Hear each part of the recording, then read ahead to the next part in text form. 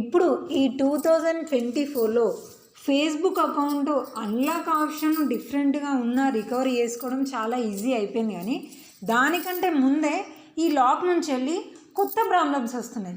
ఏంటి అంటే ఇప్పుడు ఎగ్జాంపుల్గా ఇప్పుడు నేనైతే ఒక ఫేస్బుక్ అకౌంట్ అయితే లాగిన్ అయ్యాను రికవరీ పర్పస్గా. సో ఈ రికవరీ కూడా దీనికి సంబంధించిన మనీ ఉంటుంది, పెయిడ్ వర్క్ కాబట్టి అది సెండ్ చేసిన తర్వాతనే మనమైతే రికవరీ చేయడం స్టార్ట్ చేస్తాం.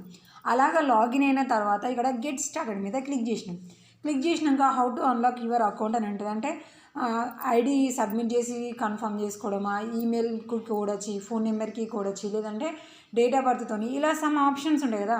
సో అక్కడ మనకి ఫేస్బుక్ ఇచ్చిన ఆప్షన్స్తోని మనం అకౌంట్ అనేది కన్ఫర్మ్ చేసుకుంటే అకౌంట్ మనకి అన్లాక్ అయిపోతుందని ఇక్కడ మనకి చిన్నగా ఇన్స్ట్రక్షన్స్ అనేది ఇచ్చింది. సో ఇప్పుడు మనం ఏం చేయాలి, నెక్స్ట్ అనే ఆప్షన్ మీద క్లిక్ చేసి మనకు అన్లాక్ ఆప్షన్ ఏమొచ్చిందని చెక్ చేసుకొని మనం కంటిన్యూ అయిపోయి అకౌంట్ అనేది ఓపెన్ చేసుకోవాలి.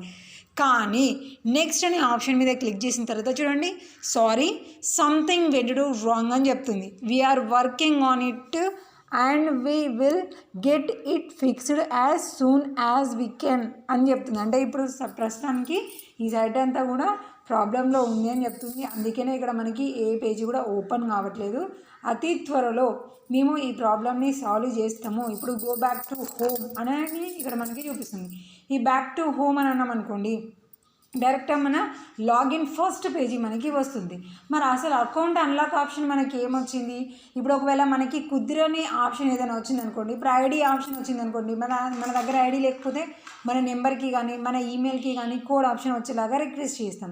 లేదు ఈమెయిల్కి నెంబర్కి వచ్చింది అనుకోండి, వర్కింగ్లో లేని వాటి నుంచి మన వర్కింగ్ అయ్యే డీటెయిల్స్కి గెట్ కోడ్ అనే ఆప్షన్ వచ్చేలాగా మనం ట్రై చేస్తాము. కానీ ఇక్కడ ఏ ఆప్షన్ చూపించట్లేదు కదా. అలాంటప్పుడు మనం రిక్వెస్ట్ ఏం చేయాలి అనేది క్లారిటీ తీసుకోవాలి అంటే ఇక్కడ 3 డాట్స్ మీద క్లిక్ చేసుకొని ఇక్కడ మనకి డెస్క్టాప్ సైట్ అని సిస్టమ్ సింబల్ కనిపిస్తుంది. ఇక్కడ బాక్స్ ఉంది కదా, ఈ బాక్స్ మీద క్లిక్ చేయగానే మనకి ఆటోమేటిక్గా ఈ సైట్ అనేది డెస్క్టాప్ సైట్లోకి ఆన్ అయిపోతుంది. చూడండి ఆన్ అయిపోయింది. అంటే డెస్క్టాప్ సైట్లో ఇలా మనకి అకౌంట్ అనేది కొంచెం చిన్నగా కనిపిస్తుంది ఫుల్ పేజీలో. ఇప్పుడు మనకి అకౌంట్ అన్లాక్ ఆప్షన్ ఏమొచ్చింది అనేది క్లారిటీగా కనిపిస్తుంది. ఏమొచ్చింది మనకి కన్ఫర్మ్ యువర్ ఐడెంటిటీ అనే ఆప్షన్ అయితే మనకి వచ్చేసింది. కానీ ఇక్కడ నుంచి మనం రిక్వెస్ట్ చేసుకోవాలంటే కొన్ని మనం ఇప్పటివరకు చూసిన సైట్లు అనేవి డెస్క్టాప్ సైట్ ఆన్ కాగానే కొంచెం మనకి డిఫరెంట్ అనిపిస్తాయి కాబట్టి చాలా కన్ఫ్యూజ్ అయిపోతాం. రిక్వెస్ట్ చేసుకోవడానికి కూడా మనకి అంత కన్ఫ్యూజింగ్గా ఉంటుంది. కాబట్టి మీరేం చేయండి, ఇప్పుడు ఇక్కడ కన్ఫర్మ్ యువర్ ఐడెంటిటీ అనేది మనకి పర్టికులర్గా అర్థమైంది కాబట్టి మనం ఏం చేయాలి, నార్మల్గా ఈ పేజీ దగ్గర ఉండి మనం పైన సర్చ్ బార్ మీద క్లిక్ చేసి హెల్ప్ సెంటర్ అని టైప్ చేసుకున్న తర్వాత ఇక్కడ హెల్ప్ సెంటర్ వస్తుంది.